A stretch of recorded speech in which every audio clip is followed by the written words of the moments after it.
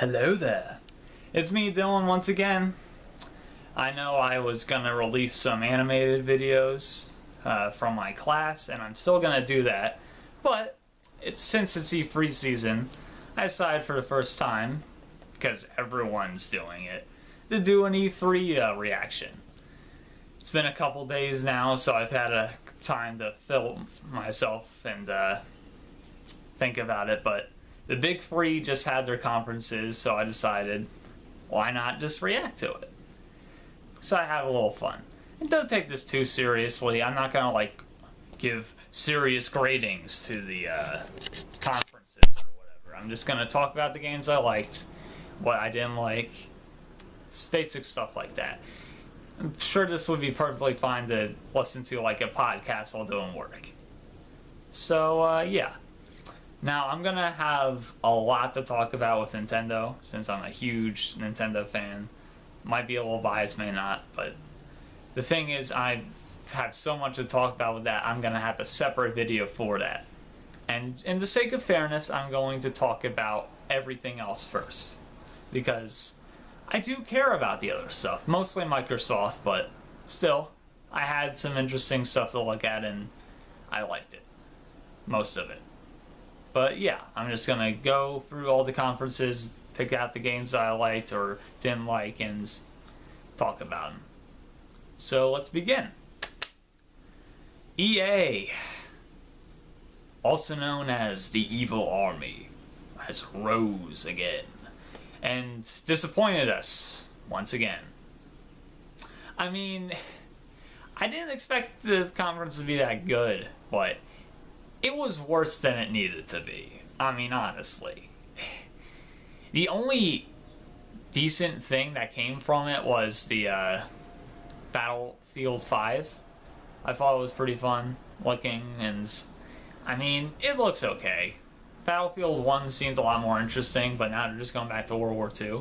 They are talking about a different region, though, that World War II games don't typically do. I can't think of it, but that's how obscure it is, so I'm happy they're doing something different. But, yeah. Yeah, the annoying thing with this conference, well, besides the mobile game version of Command & Conquer, which, I mean, great. I mean, hopefully there's enough interest in this game that they'll make a new Command & Conquer, because I think they haven't made one in a while, but I guess in the old style Command & Conquer meme, you could consider this whole concert like that meme.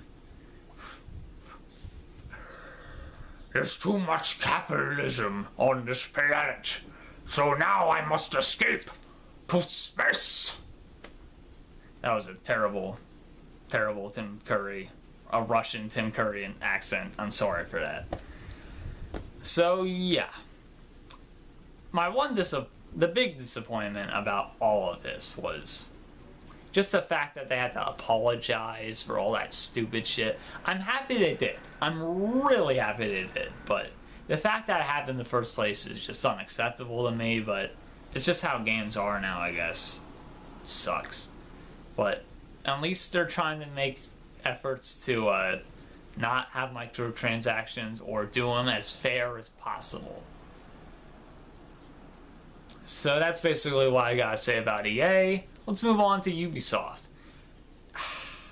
Sorry guys, but I can't remember a lot of the games Ubisoft released. I do have a list with me, for the games that were announced, but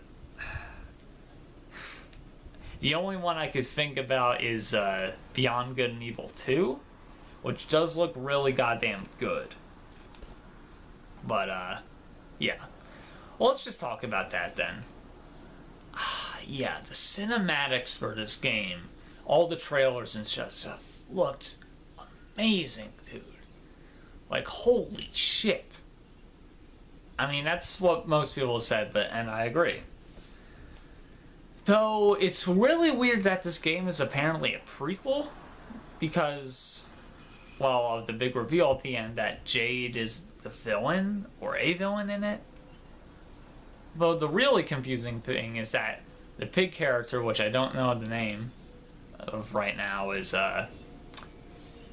he knows Jade, but it's a prequel, and this is when Jade was a villain, but he supposedly knows Jade before she's a villain, and then somehow at the end of the game she's not a villain anymore, and then she's the protagonist of the first game.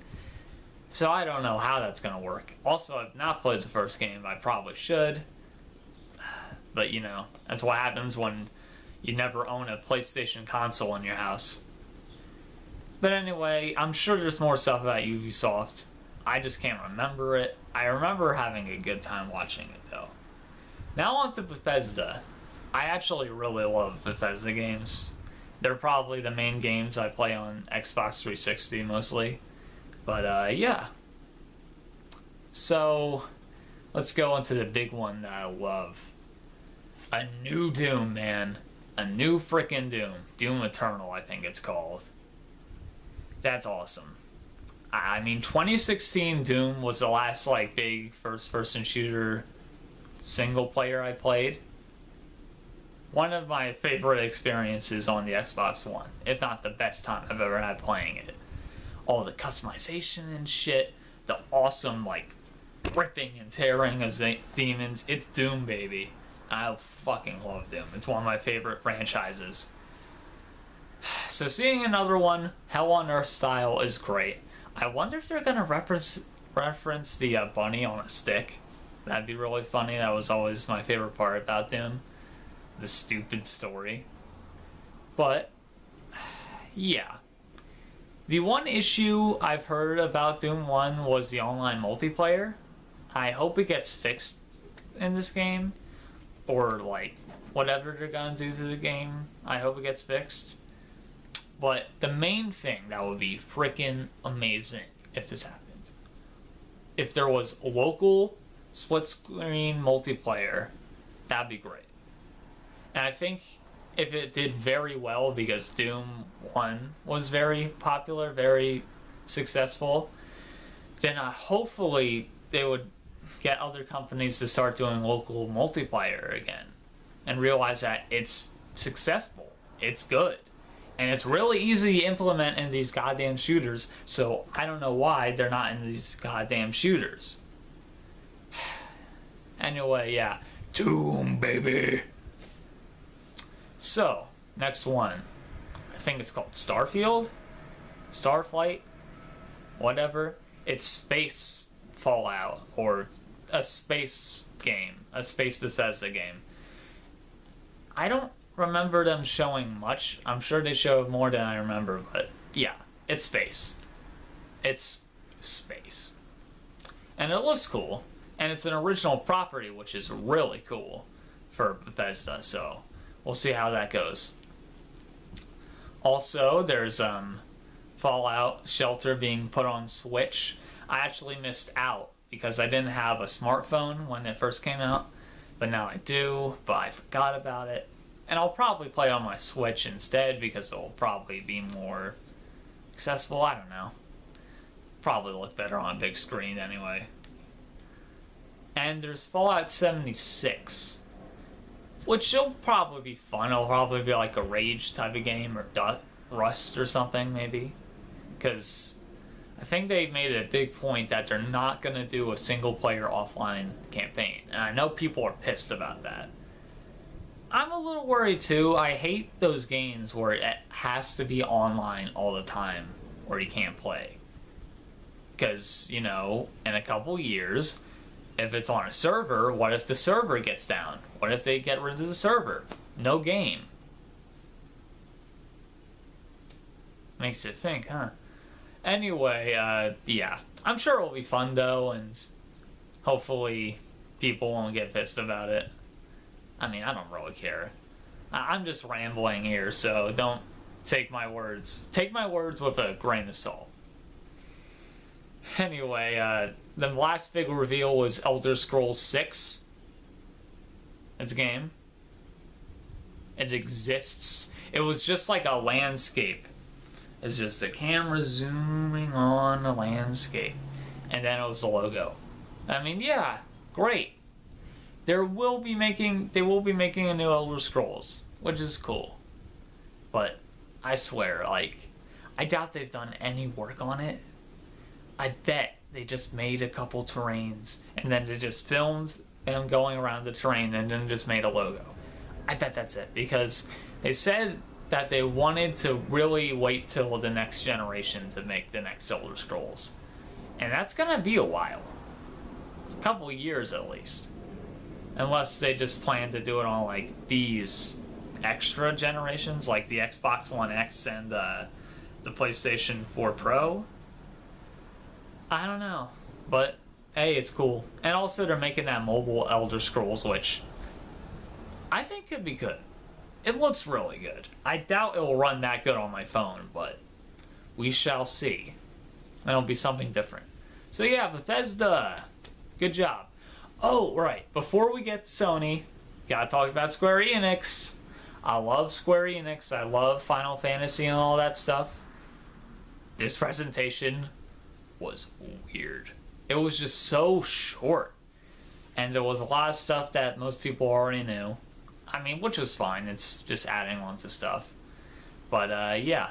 So there's a crossover between Final Fantasy XIV and Monster Hunter World. I don't play either, so sucks for me. And another Kingdom Hearts 3 trailer, which it was this one and the Microsoft one, which had the bug of not having sound effects, which is really goddamn weird, dude. I mean, usually these conferences have like technical issues, like someone forgot a line or someone's missing or something. It's really dumb. But like during a trailer, that doesn't happen often. That's just embarrassing. What was the other big game? Oh yeah, they're doing that game with Platinum Games, Babylon's Fall, I believe it's called. And there's like basically no information about it except you're a guy with a sword and fighting other things that probably have swords. Okay. I'm sure it'll look badass because it's a Platinum game. But yeah, that'll be interesting. Probably am too close to the camera. Anyway, yeah, Squaresoft is really short. I don't even know why they bothered. They could have done that after E3, but I guess they figured, why the hell not? I don't know. Now on to the big 2 out of 3. I will save Nintendo for the other video, like I said. Sony. Out of the big 3, it's probably the weakest, but that's really close. I mean, the big 3 were all good this year. But PlayStation just did that weird thing with the stadium and having to go from one place to another really awkwardly. Everyone's been talking about and how weird it was. They tried something different, didn't work, it was really weird. But the games they showed were awesome and made me really, really jealous. I mean, there were 2 games that really shocked me and really got me hyped. And one of them was Last of Us 2. I mean, the cinematography with the whole beginning scene, and then seamlessly cutting through to the gameplay, which has no UI, and you're sneaking around, stabbing people, again, like ripping out arrows out of your body, like in real time, and crafting in real time while enemies are looking for you. That was awesome. I mean, there was no zombies, but like, I didn't care. This is like Walking Dead, but good. Yeah, I just said that. And then it like transitions back into the like dream sequence or whatever. From a guy who's not played the first Last of Us, that makes me want to buy a PS4 and get both games. Though I'm probably not going to do that because money. But yeah, I'm really goddamn jealous because that looks so good. Adult Ellie. Looking fine. It's our little secret. Anyway, yeah. Last of Us 2. Great. And the theater that they did for Last of Us 2 was also cool, and how they implemented that into the trailer. In my opinion, they just should have stayed there. Or they should have had it so like it was one theater, and then they had specific lights that made it look like that kind of place, and then they just turn them off and make it the normal blue lighting. Like, why? Why, Sony? Why'd you do that? That was so stupid. Alright. The next big thing, I believe, was Ghost of Tsushima. Probably said that wrong. Also, is it just me, or is it really weird that there are 3 very Japanese-inspired Dark Souls-like games? Because you got Ghost of Tsushima, Nioh 2, and Shadows Die Twice. Shenko, I think it's called. All at the same time, basically. That's just really weird. I mean, I'm fine with that. I love fucking Japan, but like... was this planned? Anyway, yeah. And they had like the flute. It was interesting. They actually had a lot of musical performances this year, and they were mostly okay. Mostly. I mean, I don't mind, but some people think they're kind of cringy. Oh yeah, right. Ubisoft had that live thing with Grant Kirkhope and the Donkey Kong DLC. That was cool. I mean, we already knew it was gonna happen, but it's pretty cool too. Grant's pretty awesome. Anyway, back to Sony. So Ghost of Tsushima. It looks awesome. I don't have much else to comment because there's just 3 games. That's gonna be really hard to decide on. But the next big one was Death Stranding, I believe, and wow. The music that was playing, first of all, I love. And I put it in my personal playlist of drawing, basically. Whenever I have calm music, I play my drawing playlist. That's in it now. It's super sick. And I love the idea, like, I guess he has a baby in his, like, in his stomach, or like he has a baby machine, and like he gets killed by these shadow people, and then I guess the baby, I'm guessing that has something to do, like once you die, like the goo inside of the baby machine like is a adrenaline kind of thing, so like it like hyper grows the baby, and it's like a clone of yourself or something. That's the only thing I can make sense out of that goddamn trailer. Still, no one knows what the fuck's going on, and that's great. That's what we should be thinking, but, you know, I'm sure it's gonna be a great game that I won't be able to play because I don't have a PS4. Sorry. So sorry. Anyway, yeah. No. Oh, wait. Sorry, I'm being a stupid freaking idiot right now.